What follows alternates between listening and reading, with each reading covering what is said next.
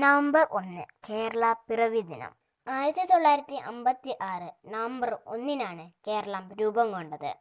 കേരളം രൂപീകരിക്കുമ്പോൾ ആകെ 5 ജില്ലകളാണ് ഉണ്ടായിരുന്നത്. മലബാർ, തൃശൂർ, കൊല്ലം, കോട്ടയം, തിരുവനന്തപുരം എന്നിവയാണ് കേരളം രൂപീകരിച്ചപ്പോൾ ഉണ്ടായിരുന്ന 5 ജില്ലകൾ. ഇപ്പോൾ കേരളത്തിൽ 14 ജില്ലകളാണ് ഉള്ളത്. ഏറ്റവും വലിയ ജില്ല പാലക്കാടാണ്. ഏറ്റവും ചെറിയ ജില്ല ആലപ്പുഴയും. കടൽ തീരമില്ലാത്തതും റെയിൽവേ പാളമില്ലാത്തതും 2 സംസ്ഥാനങ്ങളുമായി അതിർത്തി പങ്കിടുന്നതുമായ ജില്ലയാണ് വയനാട്. കേരളത്തിലെ ഏറ്റവും വലിയ കടൽ തീരമാണ് മുഴുപ്പിലങ്ങാടി കടൽത്തീരം. കേരളത്തിൻ്റെ ദേശീയ പുഷ്പം കണിക്കൊന്നയാണ്. കേരളത്തിൻ്റെ ദേശീയ വൃക്ഷം തെങ്ങാണ്.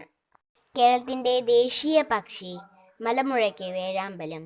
കേരളത്തിൻ്റെ ദേശീയ മത്സ്യം കരിമീനുമാണ്. കേരളത്തിൻ്റെ ദേശീയ ഫലം ചക്കയും. കേരളത്തിൻ്റെ ദേശീയ പാനീയം ഇളനീരുമാണ്. തിരുവനന്തപുരം, കോഴിക്കോട്, കൊച്ചി, കണ്ണൂർ എന്നിവിടങ്ങളിൽ 4 അന്താരാഷ്ട്ര വിമാനത്താവളങ്ങളാണ് കേരളത്തിലുള്ളത്. കേരള ലളിതകലാ അക്കാദമി, കേരള സാഹിത്യ അക്കാദമി, കേരള കലാമണ്ഡലം, കേരള സംഗീത നാടക അക്കാദമി എന്നിവ തൃശ്ശൂർ ജില്ലയിലാണ് സ്ഥിതി ചെയ്യുന്നത്.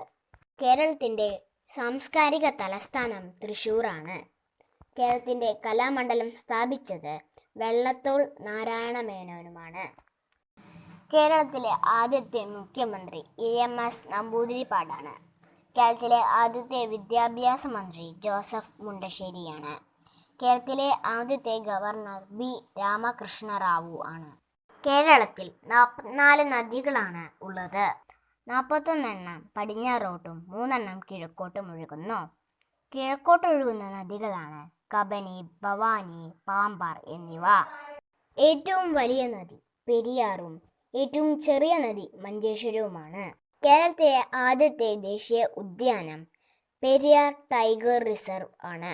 കേരളത്തിലെ ഏറ്റവും വലിയ കൊടുമുടി ആനമുടി. വലിയ റെയിൽവേ സ്റ്റേഷൻ ഷൊർണൂർ റെയിൽവേ സ്റ്റേഷനും. കേരളത്തിൻ്റെ നെല്ലറ എന്നറിയപ്പെടുന്നത് പാലക്കാടുമാണ്. വനഭൂമിയില്ലാത്ത ജില്ല ആലപ്പുഴയാണ്.